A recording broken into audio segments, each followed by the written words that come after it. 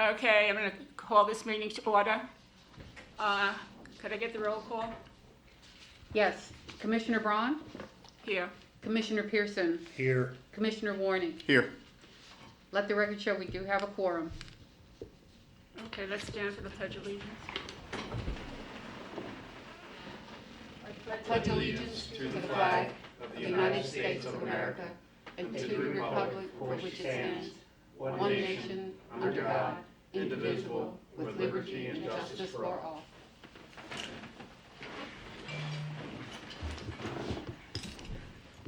Okay, could we just have a moment of silence for those people still recovering from the coronavirus?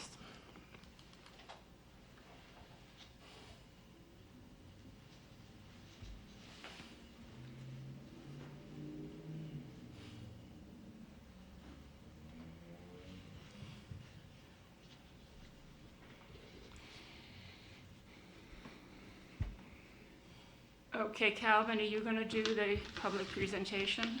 Yes. Okay. The 2021 fiscal year budget adoption. Yeah, for the purposes of being able to be heard, I'm going to take my mask off.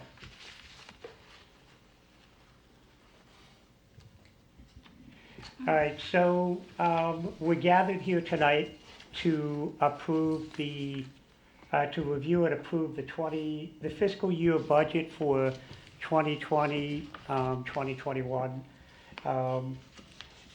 I think a couple themes that you're going to hear tonight is the impacts of COVID-19 on our community, and I know that we have been talking about it a lot over the last 90 days.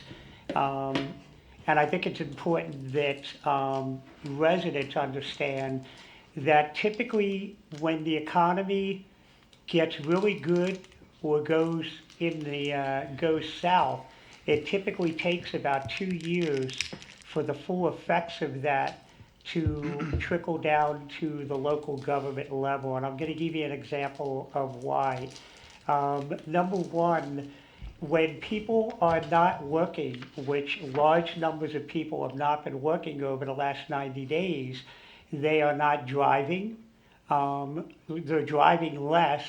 They're buying less gasoline. And you're going to see in the budget tonight the impact that that's going to have in the highway user fee revenue that the state gives to all municipalities to help maintain streets and sidewalks throughout the state of Maryland.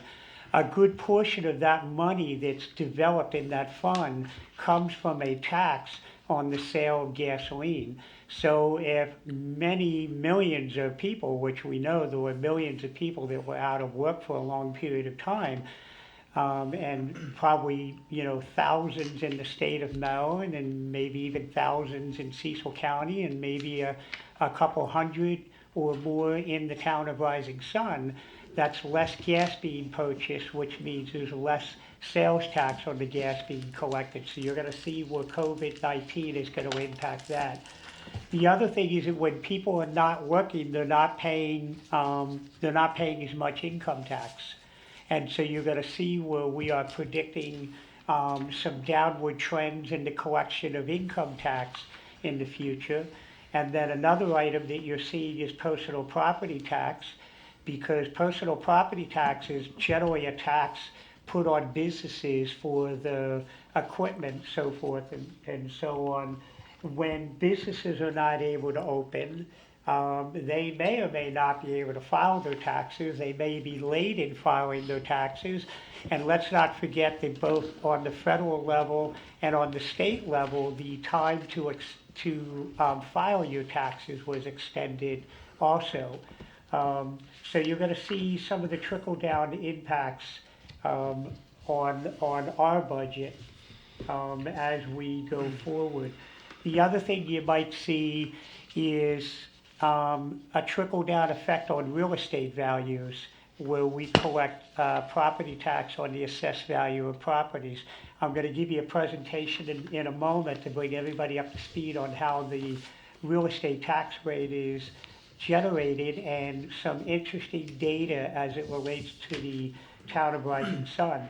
But we may get into a situation where people are not able to pay the real estate tax because they haven't been gainfully employed for the last 90 days. We could see assessed values in the community start to go down and I'm not necessarily saying it would happen in the Town of Rising Sun, but if you were in a community that had once a very vibrant business landscape, people may be wanting to buy homes in those areas, and they may be wanting to locate their business in those areas. And so when they make improvements to their property, or when the value of a property goes up, allowing a seller to sell the property at a higher value, that eventually trickles down into the assessment or the formula that the state makes on the assessed value of properties.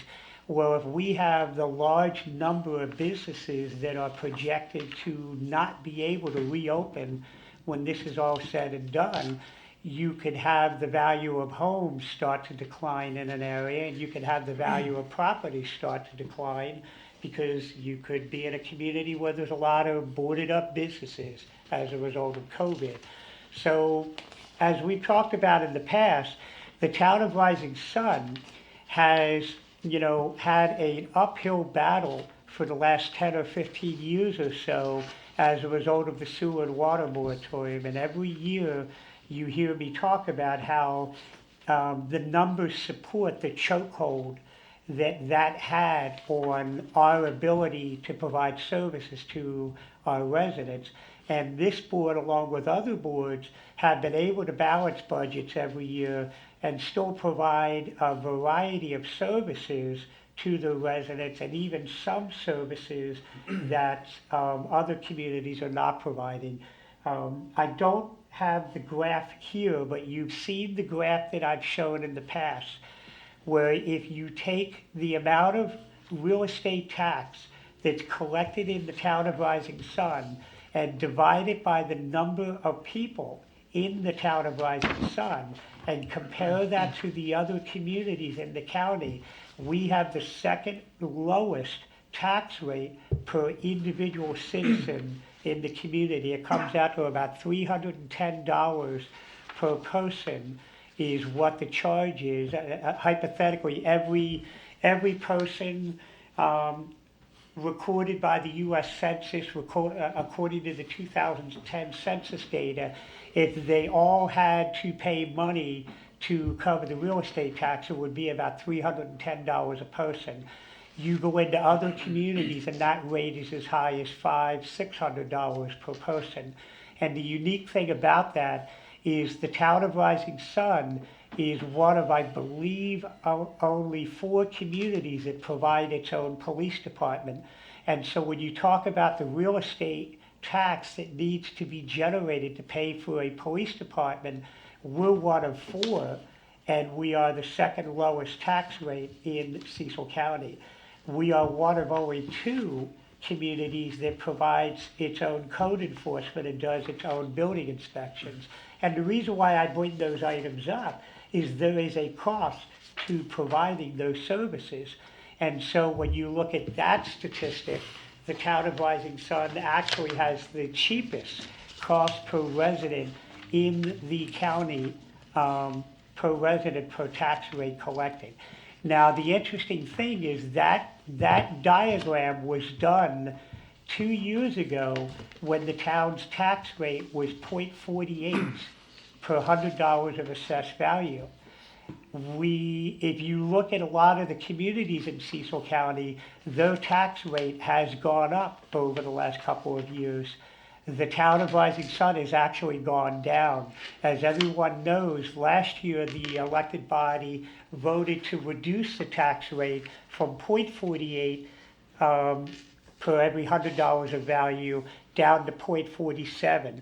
So when I just gave you that statistical data of us having the second lowest tax rate, that number just, goes down even lower as a result of that.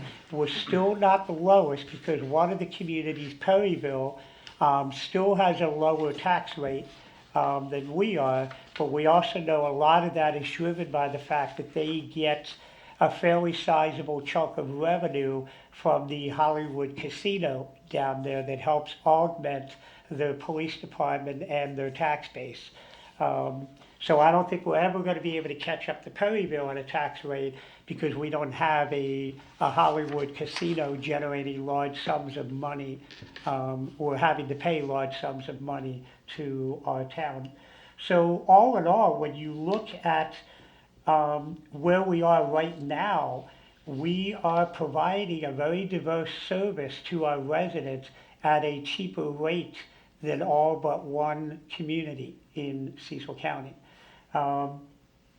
Going forward, some of the highlights in this budget are you're going to see that COVID and a couple other items have had a drastic negative impact on the town of Rising Sun.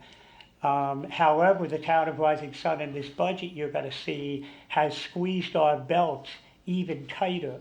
And let me just say what I mean by that. The amount of staff that we have here at Rising Sun is far less than the amount of staff per service or capita that the other towns provide. We have, right now we have 3 people in our administrative staff, 4 people in our public works department, and Chief, I always mess this up, 6 in your department. No, 4. I mean, under normal circumstances, Yes. with vacancies filled. Correct. Yeah, we would be at 6. It would be a 6. Yes. So those numbers are a lot less than some of the other communities. And look, every community has different needs and they have to set their tax structure up for a variety of things. But we are in a pretty good situation here in the town of Rising Sun for what it actually costs to live in the town of Rising Sun. And I know that a lot of times there's a lot of chatter suggesting the total opposite. And sometimes we don't go out there and try to defend that every time it comes up. We sort of want, the record to speak for itself. So the annual budget is an opportunity for us to set that record straight. So in going forward, the next thing that I want to give you some information on before we actually get into the budget is sort of a breakdown of the real estate tax and how that is put together. And the next document that you should be looking at is titled The Real Estate History, a single page there of real estate history. Let me enlarge it a little bit. Now, what you're going to see here is the way our real estate is set is based upon information that we get from the Maryland Department of Taxation and Assessment. And every year they go out and they assess 1/3 of all the properties in the state or 1/3 of all the properties in the town of Rising Sun. And they determine what the assessed value of that property is. And then around April of every year, they send every municipality a breakdown of what they believe the assessed value in its totality is in the municipality. So what I mean by that is between 2019 and 2020, 1/3 of our properties were assessed. And the numbers for this year reflect not only the properties that went up or went down, but they also take into consideration the other 2/3 of the property that went up or went down because they were assessed in years past. So essentially, every 3 years, every property in the state of Maryland is reassessed. So every year in April, we get a notice from the state of Maryland on what those what the assessed value and tax rates are going to be. And I'm going to move the speaker just a little bit closer to the screen so I can follow it. And just like that, the computer shut down. All right.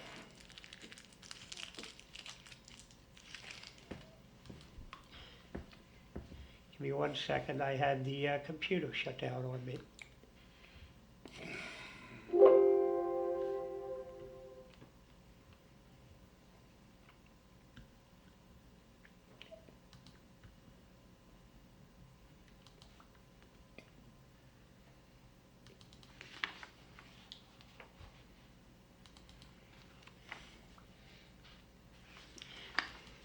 I apologize. We were looking at the real estate tax assessments here. So starting back in 2005, this first column represents what the state says the total assessed value of all properties is going to be at the beginning of the year. So if you look at 2020, we got a notice that said that our total assessed value of all properties in the town of Rising Sun is forecasted to be $197,296,745. Last year, we got a notice that said our assessed value was going to be $191,080,798. This year's notice in 2020 also gives a number of what, at the end of the year, what the actual assessed values ended up being. So what that means is in 2019, the state forecasted that the assessed values would be $191 million. They actually came in at $193 million there. So every year we get a notice that says what they think it's going to be, and they update what they thought it was going to be the year before. And so this column here represents the difference between their projected numbers, their forecasted numbers.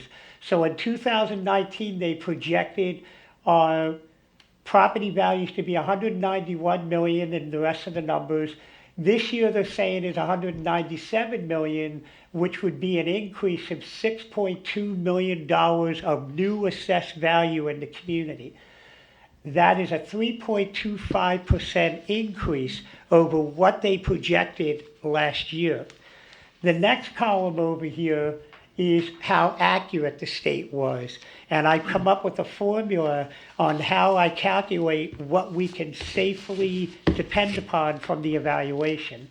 So what this is saying is that in 2020, the state said the difference in what the state said we were going to get actually ended up being, it was projected to be closer to $4.2 million. Last year, all the data is in. The actual increase was $2.5 million, slightly up from the $2.2 million that they said it was going to be. That generated $1,988,601 of collection for an increased revenue of $9,393.42. What I'm driving at is that at the end, when you get rid of all the forecasting, the state was off in their forecast by 1.05% the past year. In other words, when you do all the math out, they were 1.05% off to the good for us. However, you'll see down here at the bottom, I'm suggesting that that is a skewed number because Dollar General Annex didn't show up on the tax roll for the town until after the state had sent out the notice. So Dollar General is, a couple $1,000s of real estate tax that they pay when they annexed into the town. So that skews the number. So what I've done here is I've done the history all the way back to 2004 on what they said the increase was going to be, the percentage and change in their forecast, what it actually was, and then how accurate they were. So the stuff that matters to us is how accurate they actually were. And if you take a snapshot of the last 5 years, the state was off by 0.30 of a percentage point to the good in evaluating what our real estate tax assessed value was going to be. But as I said, I'm suggesting that we throw out to some degree Dollar General, and if you throw that out, they were actually only to the good 0.07 of a percentage point. And when you total up the real estate tax of what that meant, plus or positive, over that 5-year period, they were actually off by $339.12. So all told, over a 5-year period, the state was only off in the amount of real estate tax we would collect by $339 over a 5-year period. My point is they're relatively accurate in how they predict this. Now, what I do with that is I've developed a budget formula where I take the amounts that they say we're going to get here, or what it's going to be, $197,296,745, and I multiply it by a tax rate of 0.0460 is what the state said. That's called the constant yield tax rate. Remember I talked our current tax rate is 0.47 cents, or 47 cents per $100 of value. Under the constant yield tax law, the state tries to let everybody know what the tax rate should be in order to bring in the same real estate revenue as the year before. Municipalities are not obligated to do that, but at least residents know what the tax rate would be. And the reason why they do that, and I've said this every year, having come from Pennsylvania, I could give you an example where a community in Pennsylvania can say, we haven't raised taxes in 20 years. We are good shepherds and stewards of your tax rate because we haven't raised tax rates in 20 years. Well, they didn't have to, because the real estate values kept going up, so they were generating more and more revenue. Maryland doesn't want people to be able to do that. They don't want taxing entities to be able to do that to people in the state, so they require you to go through a process of a constant yield tax rate. And if you are not going to accept the constant yield tax rate, and you're going to stick to your original tax rate, and it's going to generate more revenue, by definition, that is a tax increase. And that was the controversy, if you remember, over the last couple of months involving the county in terms of presenting it as it not being a tax increase, just an increase in assessed value, which is partially true, but the state requires you to advertise that as a tax increase because in theory it is generating more tax if you do not adjust your tax rate to the constant yield tax rate. So with all that said, we can lower our tax rate from 0.47 or 47 cents per $100 of value down to 46 cents per $100 of value and generate the same amount of real estate revenue as the state said we got the year before. You're going to find in the resolutions the elected body is asked to put a budget together that does in fact lower that down to the constant yield tax rate. So what that means is that we're lowering the taxes for many. For others, they might pay the same amount of tax they did last year because their property was evaluated and the assessed value went up. They might pay a little bit more, but by lowering the tax rate by formula, it's supposed to offset that. But I'm not going to sit here and suggest that all 880 some odd taxable properties in the town of Rising Sun are going to see a tax decrease. Many of them will. Many will pay the same amount of money, and a small portion might end up paying more. But the benefit of that, and you're going to see in one of the other evaluations, is that when your assessed value goes up, that is financial leverage for you personally, because we've talked about this before. That's how people get home equity loans and they refinance their home or property to be able to do something. If your assessed value goes up, you can make an argument that your appraised value should see an uptick also. They're technically supposed to be hand in hand. There might be a little bit of a delay. So even though someone might be paying more in taxes, their value is worth more because of the assessed value going up.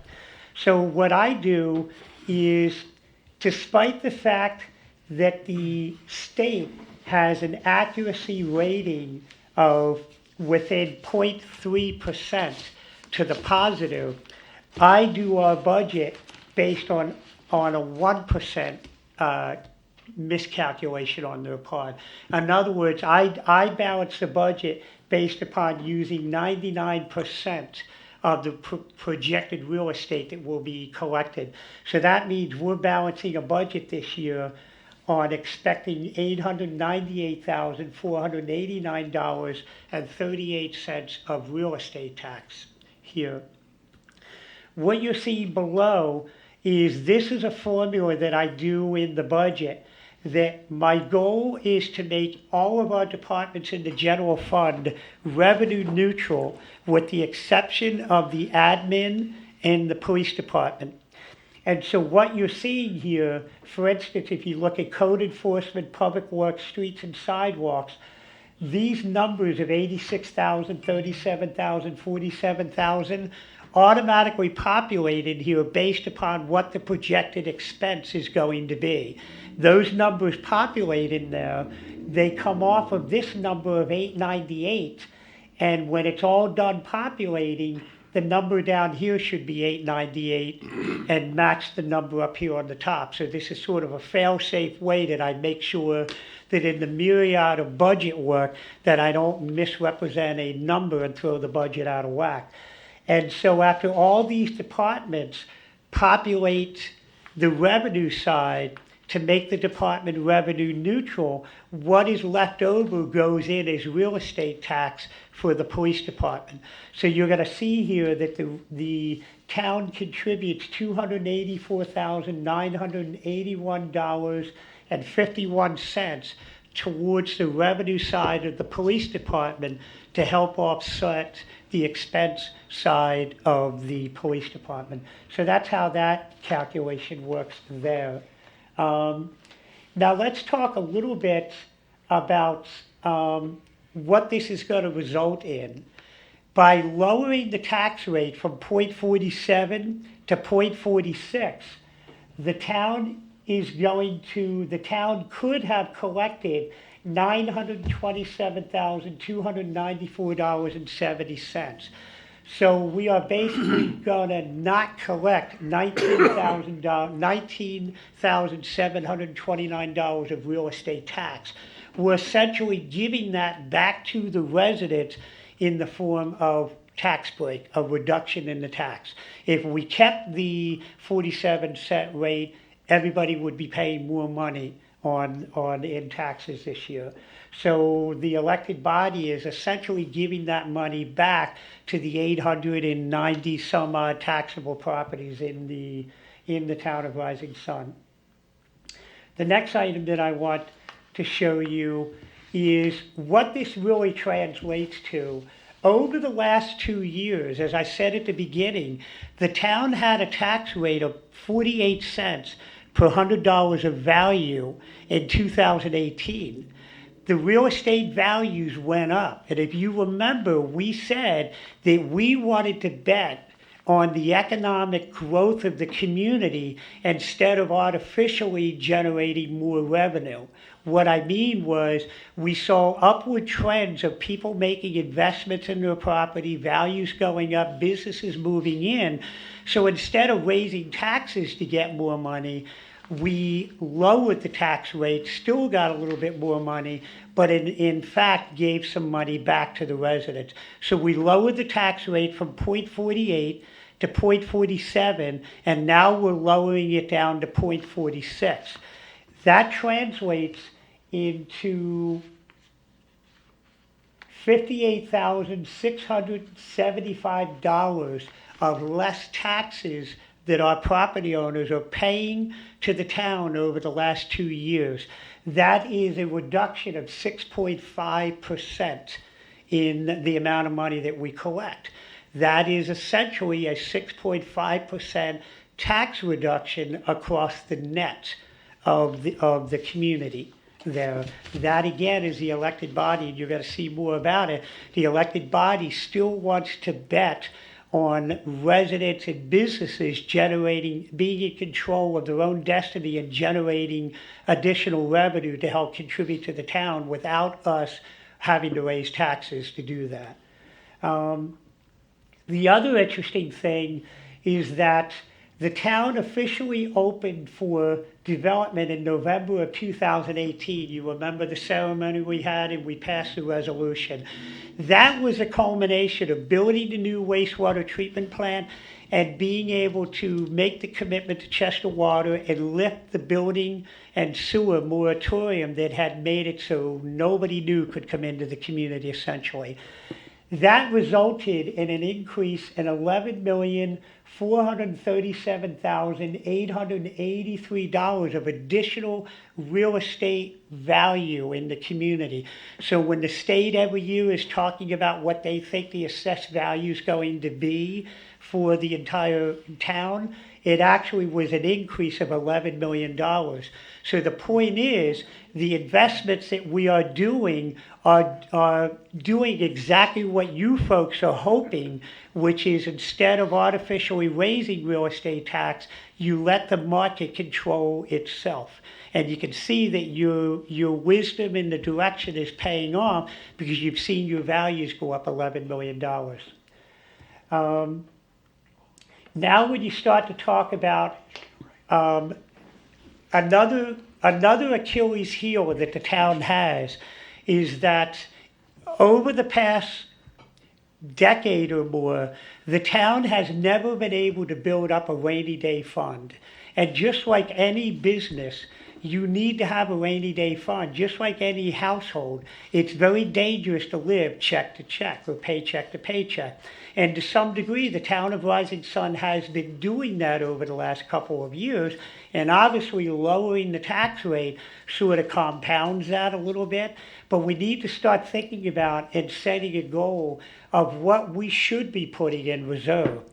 And based on some evaluations that I've done and some other studies, there are two categories that we should be planning for in terms of generating money in reserve for things that might happen.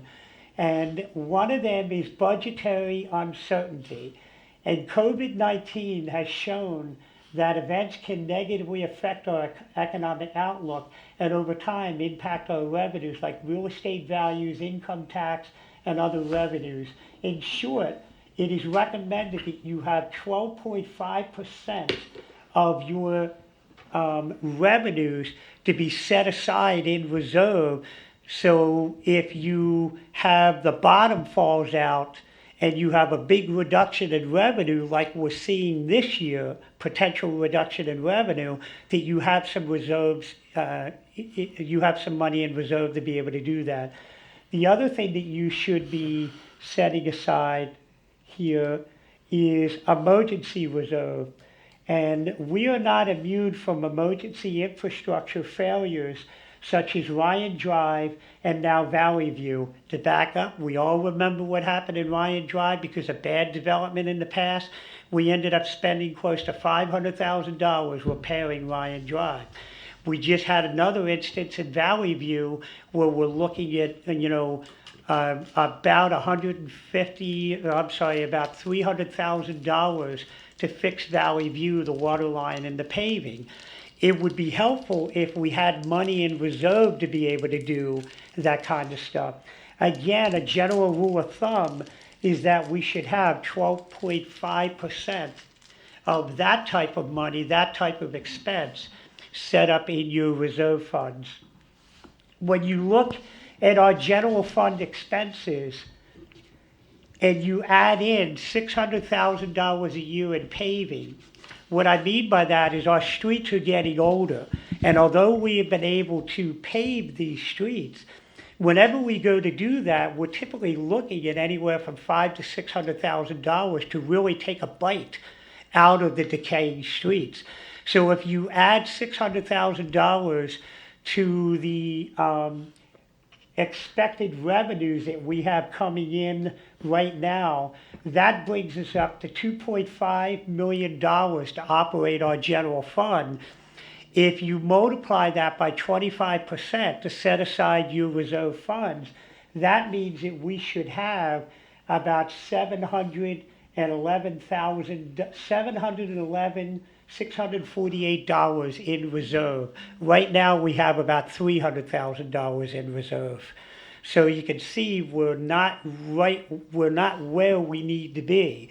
So as we're trying to be smart about all this stuff going forward, we need to also keep an eye on the future and to be in a position to deal with these types of things that happen. In other words, we can't necessarily, and emergency funds also covers lawsuits, unexpected lawsuits. And we don't have to go far back in history to remember that we had a previous elected official that cost us about $300,000 in unbudgeted legal expenses because of frivolous lawsuits. That stuff eats away at our operating budget and our reserve funds. So we're surviving, but we need to start looking to come out on the other side in a better position.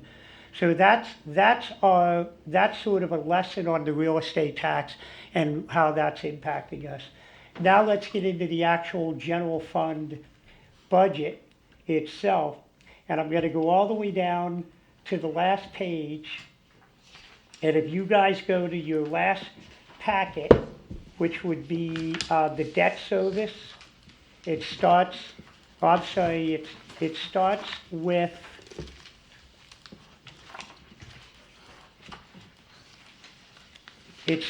emergency management.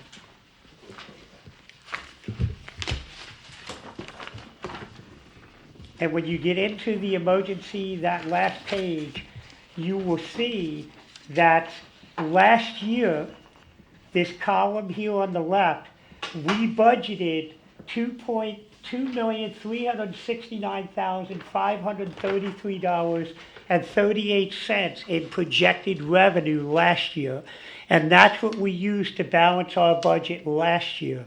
This year, we're only projecting $1,923,168.38 of projected revenue. That is a reduction of 23% of projected revenue from last year, what we expected to get, and this year. So we're working with 23% less revenue. Now that also takes into account that you folks wanted to lower the real estate tax from 0.47 to 0.46. So that number takes that into account. In addition, you're going to see that on the expense side, as a result, last year we expected to spend $2,354,120.81. This year, we have reduced our expenditures, really tightening the belt to $1,921,594.04. That is a reduction in expenditures of 18%. So our revenues dropped 23%, but the staff worked very diligently. The chief, Judy, Grant, we all came together and tried to figure out, as we always do, more effective and efficient ways to do things, whether it's shopping prices, cutting out certain services, bringing certain services in-house. We were able to do that. So that, in a nutshell, is the end result of the budget. When you start to look at some of the highlights of the budget here, you can see on the first page, and I'm back under the document that says General Fund Cash Flow Budget, General Services. You can see where COVID-19 appears to have had an impact on our personal property tax. Year in and year out, we have always been credited with receiving about $70,000 in personal property tax. This year, we only expect to finish with $48,000. So next year, we're projecting maybe 50,000 because there might be some things that are caught up in the pipeline of filing. So to be conservative, we reduced our projected personal property tax from 70,000 down to 50,000. Our personal property tax on public utilities, we're pretty confident that that's going to come out the same as last year. When you look at our income tax, we budgeted 200,000 with the economy going good and people getting raises and the economy going well. We were actually tracking to collect about $223,354 of income tax. But as I said, if large numbers of people have been out of work for the last 90 days, we would expect our yields and income tax to go down. So next year, we're only budgeting 200,000 in real estate tax there. Moving along to some of the other highlighters in the elected body, you've seen a lot of these things before. I put notes in the field so you know where they come from.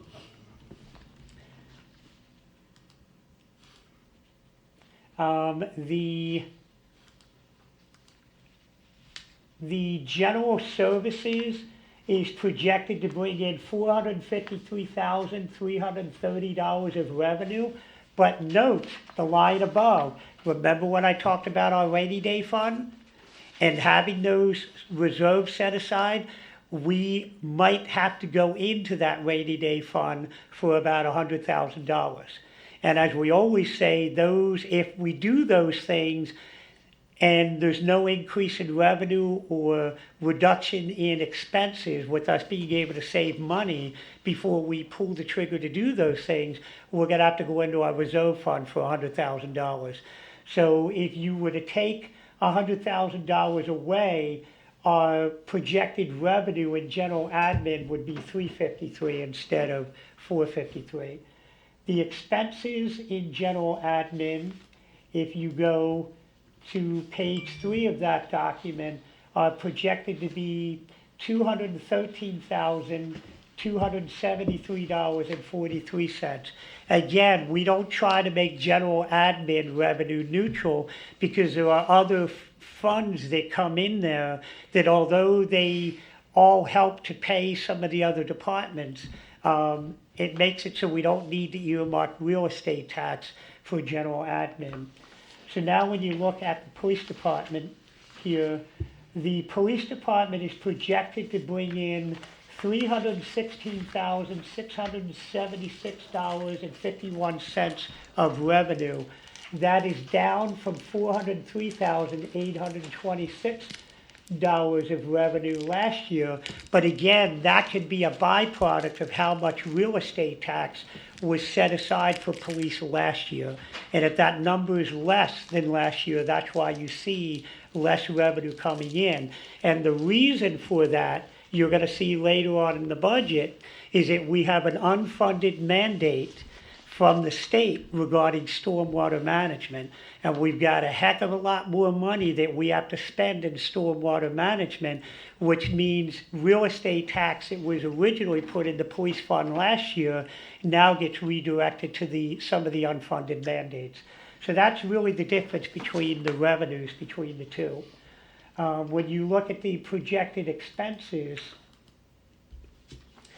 the police department was projected to have $612,923 in expenses last year. It is up only slightly to $626,273, and that is salary, cost of living increases, insurance, and then some increases in workers' comp that is driving that number up. Code enforcement, there's really not a whole lot to highlight here. It's pretty much the same as it is every year. It's revenue neutral. Public Works Department is the same thing, not a whole lot to highlight. It's the same every year, revenue neutral. When you get into streets and sidewalks, you're going to see a reduction in the amount of revenue from $709,130 to only $130,939. That was because last year, the way we had done the budget is we were going to take a loan out to do a lot of street repaving.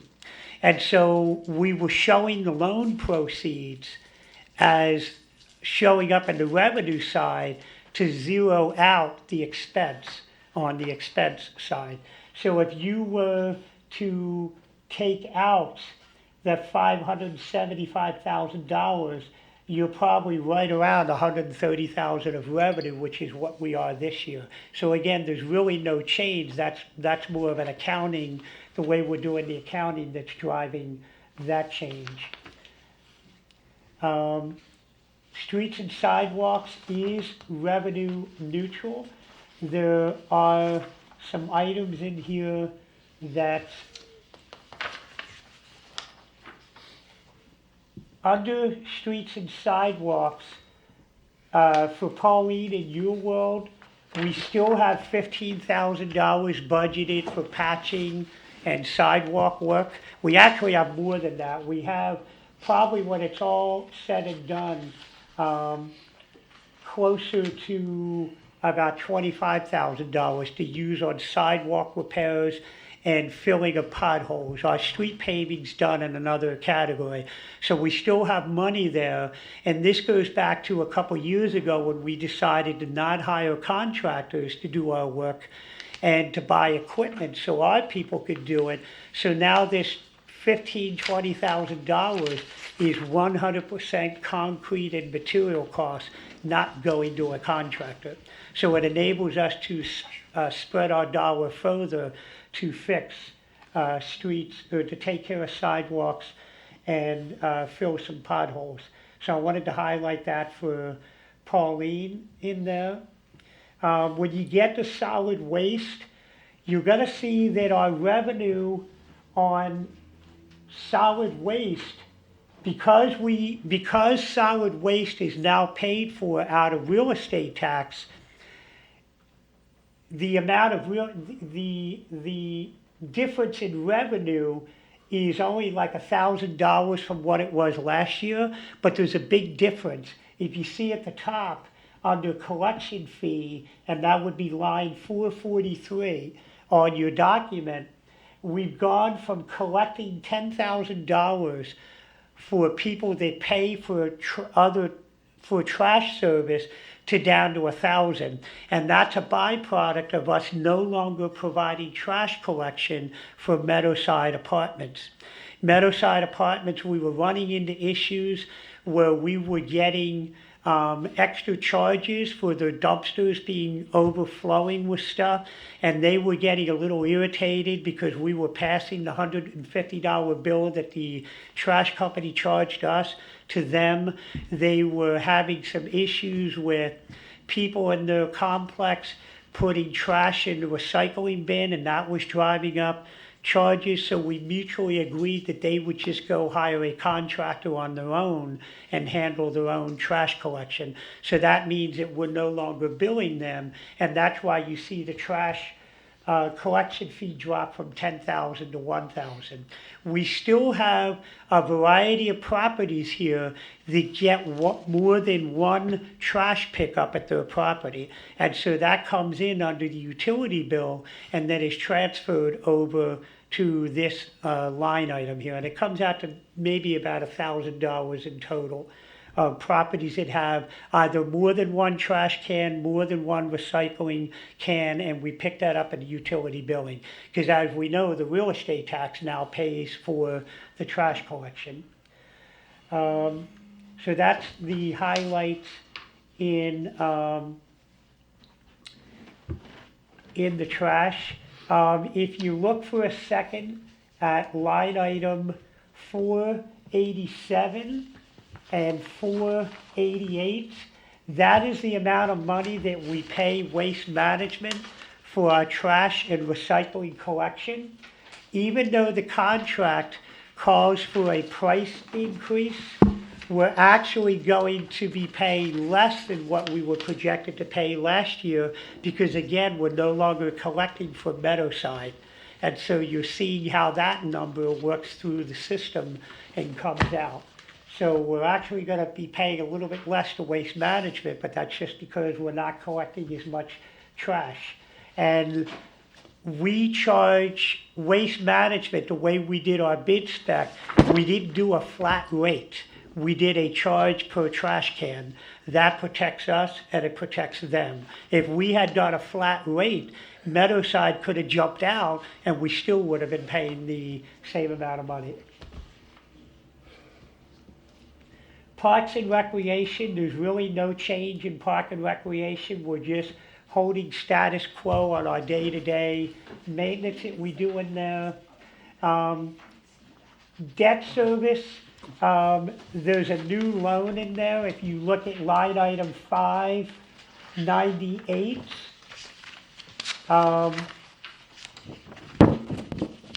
we are going to be financing the repairs of Vallivue.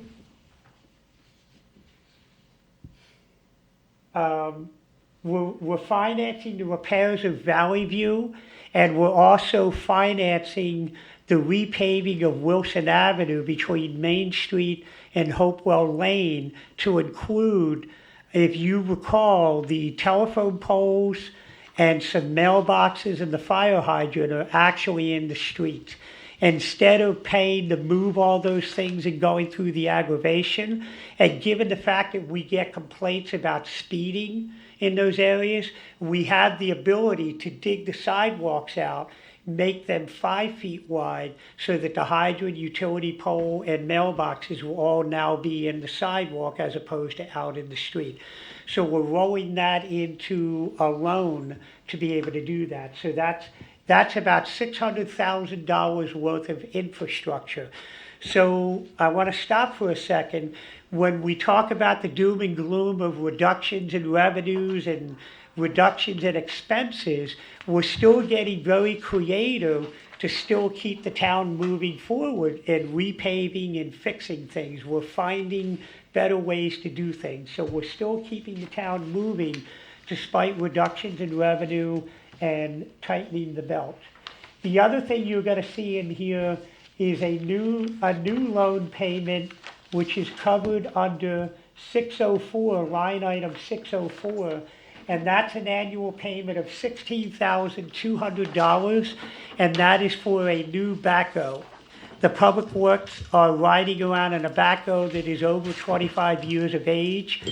We are routinely spending anywhere from like $6,000 to $10,000 a year in maintenance on it.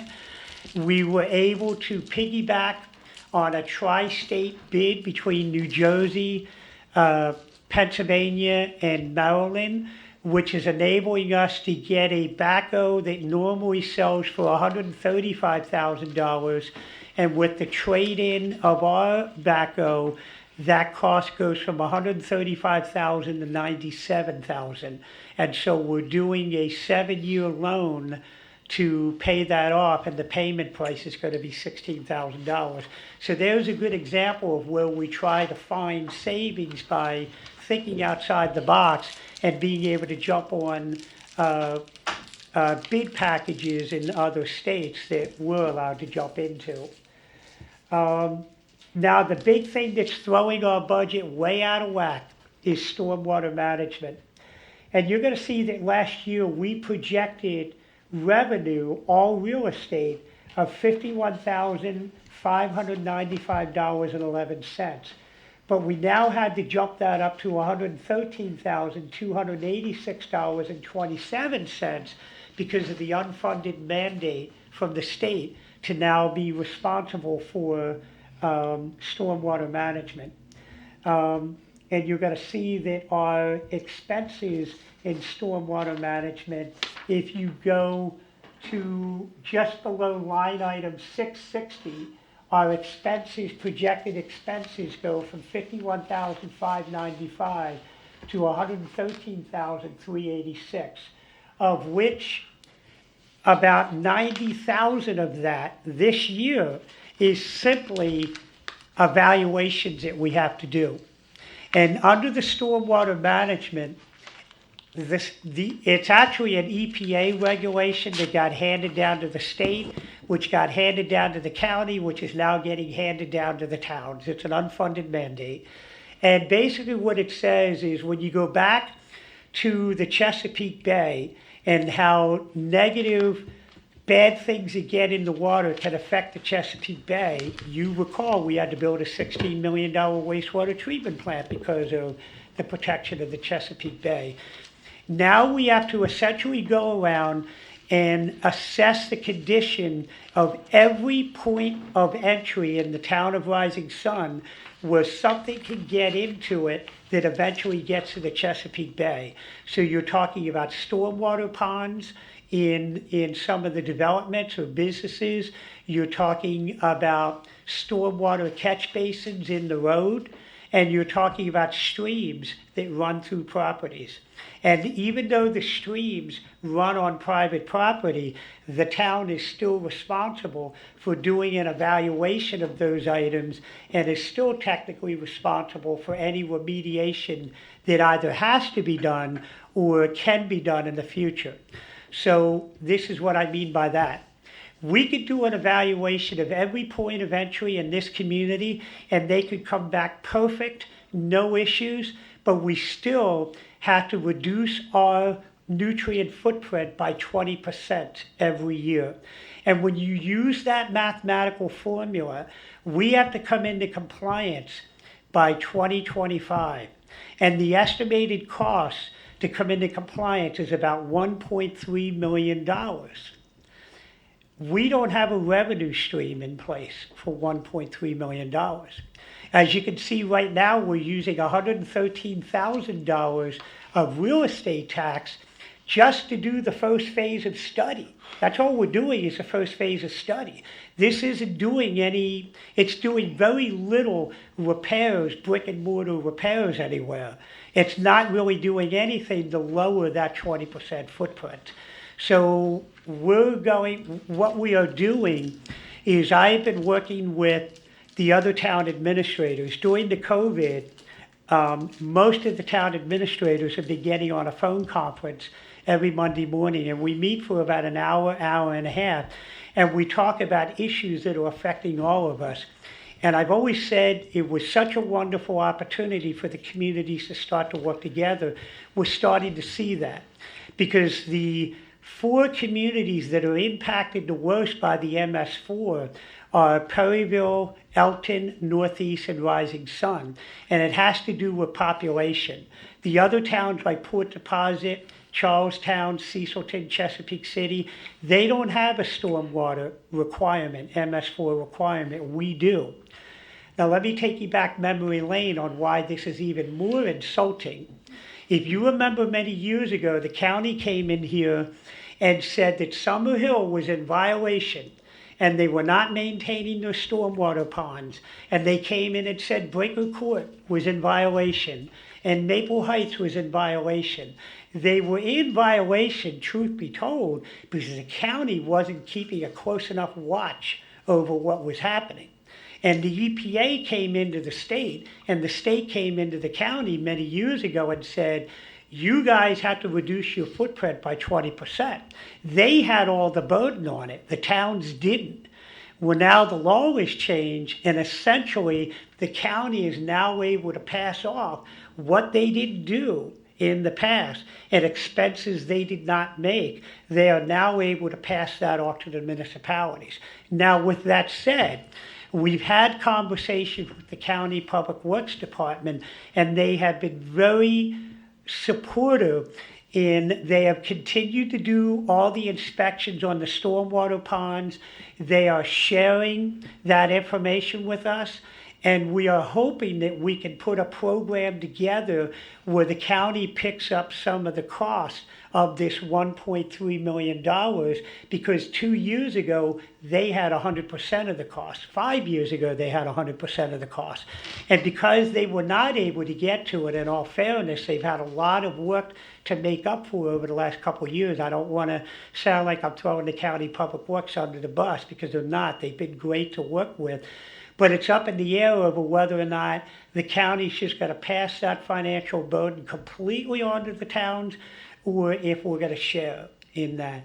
And one of the things the town administrators have done is we have put a joint letter together that hopefully at the next meeting I'm going to ask you guys to sign, authorize the mayor to sign, to go to the state legislature to ask for a 5-year extension of the 5-year deadline. Because with COVID, you see how COVID's affecting us.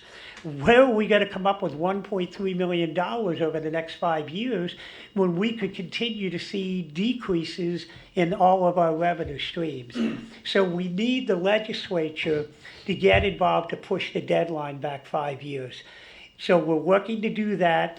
We're also going to be presenting an idea to the county of how we can do a cost sharing and generate revenue that doesn't necessarily impact the residents in the individual towns. There's other ways of user charges, and yes, it's a charge, somebody has to pay for it, but at least it's not on the backs of every single town taxpayer. It could be on the backs of others that are doing things above and beyond and different, so to speak. So that's all conceptual in nature, but the bottom line is we got to figure out a way to generate that money. Emergency management, that, as you recall, that's just a placeholder that I put in the budget every year, that if we have some kind of event that the state or the feds declare a national emergency and monies are available, we switch the expense over to the line items in expenses on emergency management, and the revenue comes in there.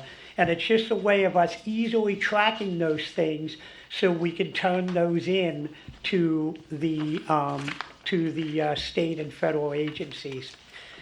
Let's also take a second, because I think it's important, to let our residents know about the monies that are or are not available under COVID-19. It is wonderful and great that the feds have stepped in to provide money for people and businesses that are negatively impacted. There's no dispute on that. And money was earmarked to go to the state agencies. And in some cases, certain counties in Maryland were allocated large sums of money also in the actual legislation. Cecil County was not one of them. The state got X amount of money, and they were encouraged by the feds to pass that money down to the different counties. The different counties are encouraged to pass that money to the local municipalities. There's no binding responsibility for any of that to happen. Now, right now, we have been able to fill out applications with the county to put in for certain monies related to COVID, but all has to get approved at the state and federal level. So we're acting in our budget as if that money is not going to come forward. That could be more budget relief if those monies come forward, because I can tell you we've already paid, I'm gonna say so far we paid probably close to $25,000 in COVID-related expenses because of COVID. And we put in for reimbursement for that. Hopefully we will get that. So that is the general fund. It is a balanced budget with a projected surplus of $1,574.34. But again, that is showing a transfer from reserve funds to make all that happen. We've had transfers in the past, and we've never had to do it. If you look at our year-to-date, and this is sort of unofficial, if you look at our year-to-date expenses versus revenue, we are already $478,000 on paper to the good compared to the revenue we brought in and the actual expenses that we were going to spend. That's based, this is not coming out of the accounting software. There's, in the budget itself, in the general fund, we are $366,000 to the positive on the expense side. So it's close enough to give you the idea that, as we always do, just because we approve a budget doesn't mean that we go out and spend everything in that budget. I know it's getting really hot in here, so I'm going to jump and try to get through the proprietary fund. That is pretty straightforward in itself. The proprietary fund is going to end up with a surplus at the end of the year of $4,769.14 on the water side, but that includes fund transfers to make that happen, and I'll explain those in a second. On the sewer side, we are projected to have a surplus of $6,900.26. So let's stop for a second when we look at these bottom line numbers. I said the general fund was to the positive $1,500.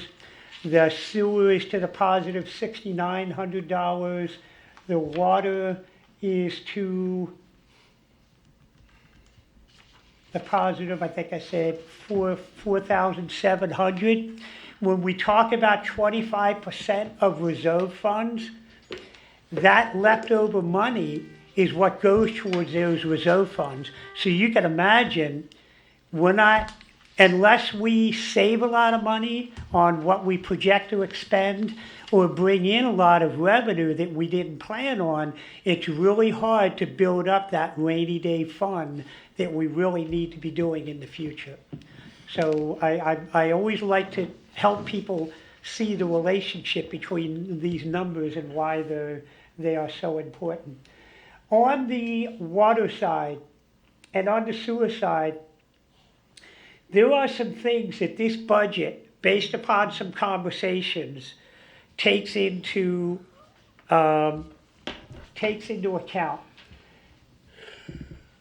Judy and I have had a lot of discussions about, under the COVID, we have seen our online use of bill paying go up dramatically to where I believe we're right around 40% of our utility bills are being paid online.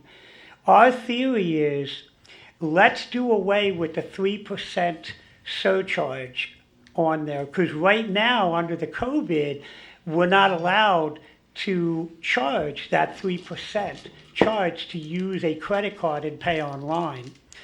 As one of the commissioners has reminded me, cash flow is king in the business world. And if we can make it easy for people to be able to pay their utility bills in a timely manner, that's beneficial for everybody.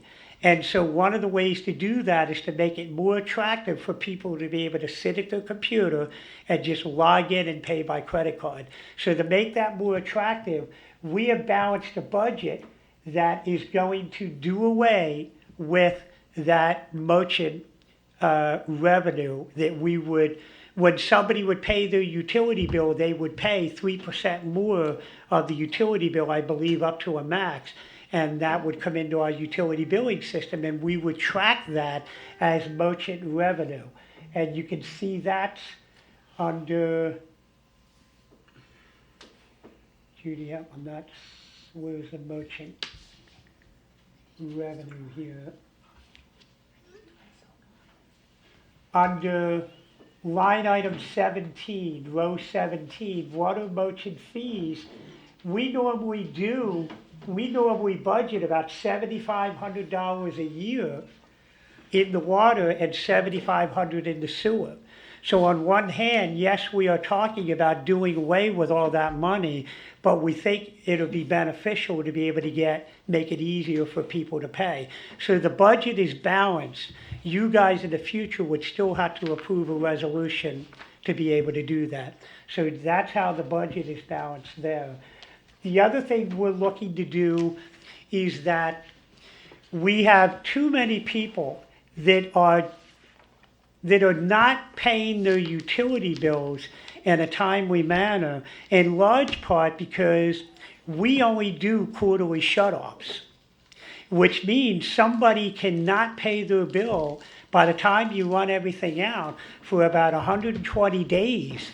And although they are getting a 10% penalty on the outstanding balance every month, they're still not paying the utility bill. And what happens is when we go out after 120 days and go to shut the water off, they're like, okay, I'll pay my bill now. And they're shocked to find out that they have 10% of a bill and an outstanding balance over and over starts to develop a large number. And we are concerned that we are facilitating people getting runaway balances. That is not what our intent is to do. So just like Northeast and Elkton and all the other towns, we are proposing to shut water off on a monthly basis. So we can talk about that more in a future resolution. If you guys want to do that, we would have to adopt a resolution. But what that would mean is that if a resident is late if they don't pay their water bill, they get 20 days we ask for it to be paid in 20 days. In reality, they end up getting about 50 days to actually pay the bill before they get hit with a penalty on top of that. So what we are proposing to do is if they don't pay it in 30 days, they get the 10% penalty one time, and then at the 21st of the next month, their water gets shut off, which means we're going to start doing water shut-offs on a monthly basis, not on a quarterly basis. And we think that will help people to avoid these runaway balances here. So in order to do that, we're going to see a lot less in 10% revenue being collected. And so that's reflected in the revenue line item for water and sewer. It's identical language. And so we're looking at a reduction, but it won't go to zero because we're still expecting to get 10% penalty fees, at least on a monthly basis from some folks. Now, this brings me to the next thing. The numbers don't lie when you look at this. You've always heard me say that unlike the other communities, the town of Rising Sun bills on 1,000-gallon increments. We don't have a 6,000, 8,000, or 10,000 minimum purchase like other towns do, which means we put the control of how much somebody's going to use in the user's hands. Unlike other communities, you can conserve all the water you want, but it's not really going to be effective because you're paying a minimum charge of 6,000, 8,000, 10,000, and a variety no matter where you're at. The town of Rising Sun bills you for 1,000-gallon increments there. There's no minimum charge, which puts the control back into the user. Now, I know we hear on social media all the time how outrageous our utility bill cost is. And yes, our charge for 1,000 gallons is higher than the other communities, but because we don't charge a minimum charge of 6,000, 8,000, 10,000 gallons, depending upon where you're at, we actually have a large percentage of our users who pay less in utility bill than what they would pay in some of the other communities, because they can control what they're going to pay because we give them the incentive. Our numbers are playing out in that, because on one hand, you can see that on line item 1, the town was on pace to collect about $757,000 of revenue on the water side. We're only projected to come in around $631 $100,000. That's a byproduct of us not raising the rates. Again, we keep kicking the can down the road on the rate increase. That's a little bit of that, but it's also, we're also seeing that our daily usage has gone from about 150 to 160,000 gallons a day to 135,000 gallons a day. That tells me that people are using less water because people are controlling how much they want to spend on their water. And this is the only community where you can do that in. So I wanted to bring that highlight out. On our revenue side, we are showing a reserve fund transfer of $385,000. However, about 250 of that is related to building the new public works garage at the sewer plant. We always said that we were going to take that out of our rainy day fund to build that. And then we also want to run a water line to Veterans Park to be able to, in the future, be able to put restroom facilities in there. So we have a line item in there for that, which we, to some degree, are using reserve funds, coming out of reserve funds to be able to offset that. So our budget is negative to some degree when all the true expenses come out, but it's in large part negative because of the $175,000 for the public works building and then the new water line. And that theory also holds true on the sewer side because we are splitting the cost of the new public works building between water and sewer. The projected cost is expected to be about $350,000 of what we're going to have to pay to build that building down there. Now, this building, as you recall, will also include a bay for the future belt filter press. We talked about this years ago. As more development comes into the community, we are not going to be able to handle the sludge the way we are handling it now. So we know we are going to have a $1.52 million cost to put a belt filter press system in there. Part of that is the building that would need to house it. So we're adding that bay now so that when it comes time to do it, we've already spent that amount of money for the building. So we're building a bigger public works building than what we have now, but we're doing it to accommodate the belt filter press in the future. So there's another example of looking ahead to what kind of expenditures we're going to have in the future and trying to do that now. That's really all the big ticket items on the water side. Again, our budget includes water lines, expansions of water lines, new buildings and stuff. It's all in there. We're still able to do it despite lowering the tax rate and despite seeing reductions in things. One of the things we did is we used to have someone come in and cut our grass. We now brought that back in-house, so there was a savings on that. And there's a variety of other ways that we've saved some money to bring it in-house. So that is the sewer and water budget itself. And I believe at that point, you guys could go to citizen input, and then under the business meeting item is when if you had any specific questions about the budget, you could ask questions. So Any Pauline. commissioners have any comments or No. questions? No, I looked at the budget, and it's about as tight as you can get. Okay. Nothing from the, Um, okay, we go to the resolution. yes, Would you like me to read Okay. Commissioner Warnock was Okay. nice enough to say he'd read them. yeah, I need a break. It's Resolution 2020-02, resolution adopting the real estate tax rate for fiscal year 2020.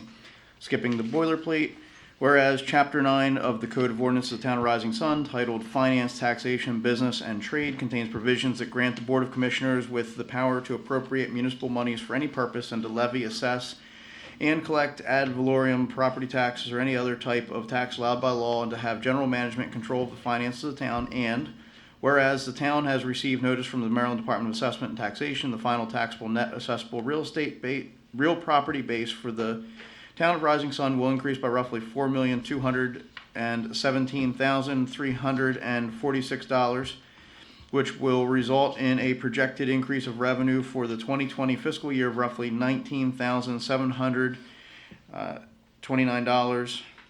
And whereas Section 6-308 of the tax property article, Annotated Code of Maryland, provided the concept of constant yield tax rate requires the Department of Assessment and Taxation to certify to all taxing authorities a constant yield tax rate that will produce the same revenue in the coming taxable year that was produced in the prior taxable year. And whereas the constant yield tax rate, as described above, suggests the town could formally adopt a new tax rate of 46 cents per hundred, which would result in total reduction of the real estate tax to be collected by roughly 2.2%, but would still result in the same total tax revenue collected as the prior year.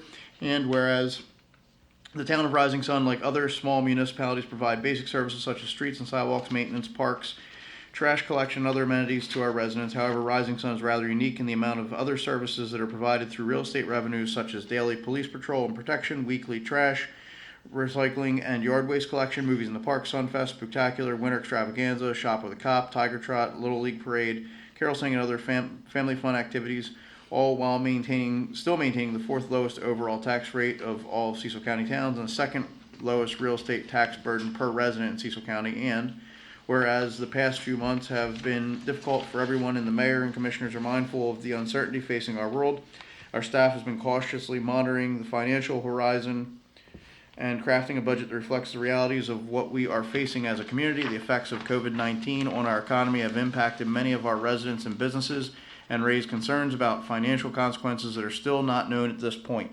The mayor and commissioner are facing a double-edged sword of both moving the town forward while also maintaining quality of life for our residents. And whereas the town has also been greatly affected by COVID-19 and is anticipating a roughly 23% projected loss in revenue for the general fund and roughly 12% loss in the water fund revenue and 19% loss in the sewer fund revenue due to the impacts of COVID-19.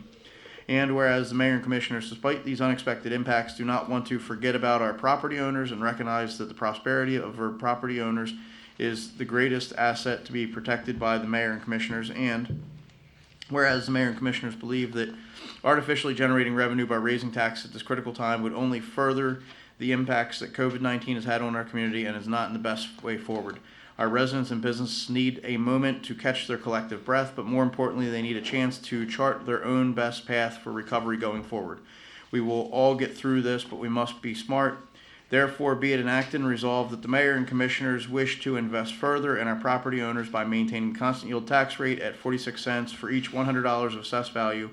This will result in collecting the same real estate tax revenue of $907,565 that was collected in the prior tax year. Now, therefore, be it resolved that the mayor and commissioners have passed and approved and adopted this resolution on the 17th day of June, 2020. I make a motion, we adopt resolution, real estate tax rate for Second.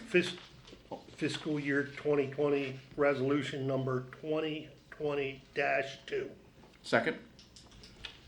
Okay, any further discussion or comments? None? Okay, those in favor? Hey, Hold hold on. on. Hold on. Come on. Can you hear me? Yep. All right. I just wanted to take a second to commend Calvin for putting this together. I know all of us have worked really, really hard, and I want to commend this board as well for being able to say that we've cut taxes 2 years in a row. We're maintaining our services. You're seeing new businesses come to our community, and we're working really hard to continue to do family-friendly events. So again, thank you, Calvin, for all your hard work on this, and for all the board members for reviewing it, going through it. That's all I wanted to say. Thanks. Okay, and 3 commissioners voted in favor of it. No, we haven't taken a vote yet. I thought, No, we I it was said motion aye. and second, motion second. Yeah, We had okay. comments, so now, I already said aye. Oh. I have, Aye. aye. All in favor? Yep, there we go. Gotcha. Okay. And then, Commissioner Warner? Sure. You do the next one?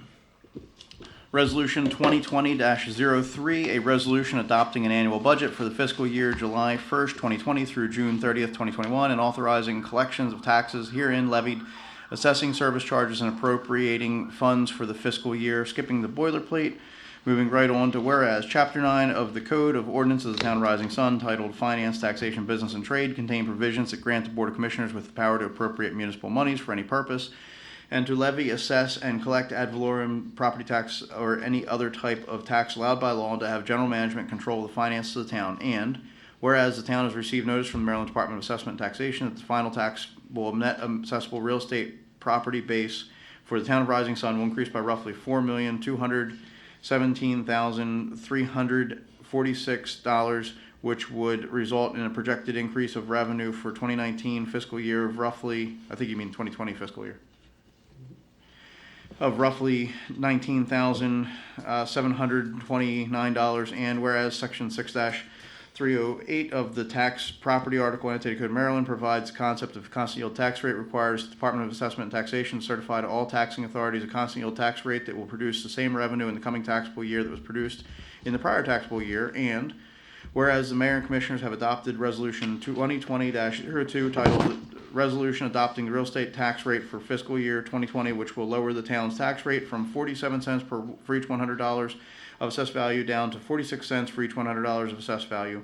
This is known as constant yield tax rate. This will result in a total reduction of the real estate tax to be collected by roughly 2.2%, but will still result in the collection of the same real estate tax revenue of $907,565 that was collected in the prior tax year. And whereas the town of Rising Sun, like other small municipalities, provide basic services such as street and sidewalk maintenance, parks, trash collection, and other amenities to our residents. However, Rising Sun is rather unique in the amount of other services that are provided through real estate revenues, such as daily police patrols and protection, weekly trash, recycling, and yard waste collection, movies in the park, Sunfest, spectacular winter extravaganza, a shop with a cop, Tiger Trot, Little League Parade, carol saying, and other family fun activities, all while still maintaining the fourth lowest overall tax rate of all of Cecil County towns and the second lowest real estate tax burden per resident in Cecil County. And whereas the past few months have been difficult for everyone, and the Mayor and Commissioners are mindful of the uncertainty facing our world, our staff has been cautiously monitoring the financial horizon and crafting a budget that reflects the realities of what we are facing as a community. The effects of COVID-19 on our economy have impacted many of our residents and businesses and raised concerns about financial consequences that are still not known at this point. The Mayor and Commissioners are facing a double-edged sword of both moving the town forward while also maintaining a quality of life for our residents. And whereas the town has also been greatly affected by COVID-19 and is anticipating a roughly 23% projected loss in revenue for the general fund and roughly 12% loss in the water fund revenue and 19% loss in sewer fund revenue due to the impacts of COVID-19. And whereas the Mayor and Commissioners, despite these unexpected impacts, do not want to forget about our property owners and recognize that the prosperity of our property owners is the greatest asset to be protected by the Mayor and Commissioners. And whereas the Mayor and Commissioners believe that artificially generating revenue by raising taxes at the critical time would only further the impacts of COVID-19 has had on our community and is not the best move or best way forward. Our residents and businesses need a moment to catch their collective breath, but more importantly, they need a chance to chart their own best path for recovery going forward. We will all get through this, but we must be smart. Whereas, and to that end, the Mayor and Commissioners have developed an annual operating budget for primary, governmental, and proprietary fund activity for fiscal 2020 and attached hereto. And whereas the primary governmental fund has a balanced budget by way of reserve fund transfer with a small surplus projected in the governmental fund of $1,574.34. This budget reflects the above decrease in revenue, but also includes an 18% decrease in expenditures. The proprietary funds are balanced by way of reserve fund transfer and include the above decrease in both water and sewer revenues, but also reflect a 5% reduction in water expenses and a 13% reduction in sewer fund expenses. Both funds still include several capital improvement projects to include street paving, sidewalks, and stormwater repairs, and the installation of water and sewer lines to expand upon our user base and spread the cost of infrastructure across a larger number of users. Whereas this budget will be based upon the following already established tax rates and service charges as follows. The tax rate for all real estate property not otherwise exempted and located within the corporate limits of the town of Rising Sun will be 46 cents per each $100 of assessed value as approved by Resolution 2020-02, the Cecil County Department of Finance will collect the real estate and debt service and utility tax on behalf of the town of Rising Sun. The town will continue to provide a 2% discount upon payment in full of any real estate property tax if taxes are paid in full by the end of July 2020, and a 1% penalty for each month for any payments received after October 1st, 2020 until the balance is paid in full. Such taxes on lands and improvements shall be computed on the valuation of said properties as certified to the town of Rising Sun by the Maryland State Department of Assessments.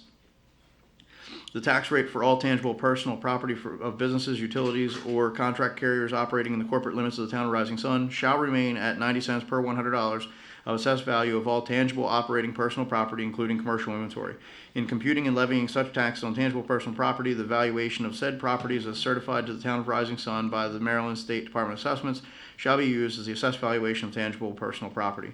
The town will maintain the existing flat rate of $384.36 debt service and utility tax assessed on all real estate property that is currently developed or is vacant and not developed but can be developed in accordance with the town zoning code unless such property is declared non-developable and current exceptions as spelled out in Resolution 2016-10. The purpose of this assessment is to cover the cost related to debt service financing of town buildings, parks, and property, past utility upgrades, vehicles, streets, and sidewalk restorations, regardless of the type of services provided, level of service, or lack thereof.